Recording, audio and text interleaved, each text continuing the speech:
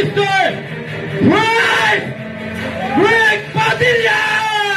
Palakpakan natin, Frank!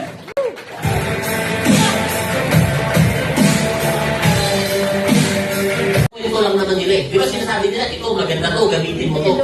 Tapos binabayaran sila. Eh, ang ginagawa ng artista, kaya mo rin gawin eh. Kaya mo rin magkwento eh. Lalo na pag may mga kaibigan na marites, ako lamang na lamang ka dito. Ako ng bawang. Yung bawang na yun, binuksan ko yung isang botel, kinain ko talaga. Kasi bakit? May nagsabi kasi sa akin, kapag sumasakit yung batok mo, at medyo nag-blank konti, huminto ka. Huwag kang magpanik. Ganun yung ginawa ko. Bumili ako ng bawang. Tapos kinain ko. Talagang ang hinit. Grabe dito. Ngayon, nagpahinga lang po ako. Maya-maya okay na. Sumunod po, nasa Commonwealth ako. Nagmamaneho po ako ng sasakyan. Doon na ako natakot. Bakit? Totoo pala yung high blood na yung panga mo. Yung panga ko nag-lock.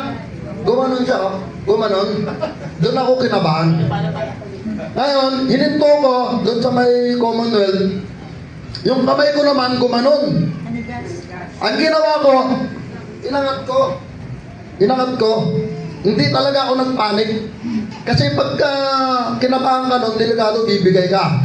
Kasi, bakit? Bumigay yon dahil sa sobrang init. Kasi driver ako eh. Ikot ko ang Metro Manila. Yun po yung trabaho ko right now.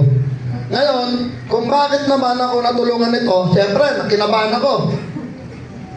Tumakbo agad ako sa Polomedic. Alam niyo Polomedic dito sa may Robinson? Sa may hospital po yan, dito private po yan sa Polomedic. Niresitahan ako ng gamot. Lahat, tinis. O sige, re-resitahan kita. Sabi sa akin ng doktor, relax ka lang. Masyado kang kabado. Ang lakas ng ano ko daw. Kasi kinakabahan na ako eh. Kasi 2 beses na ako nakaramdam. Okay? So ngayon nangyari, niresitahan ako ng pang 1 buwan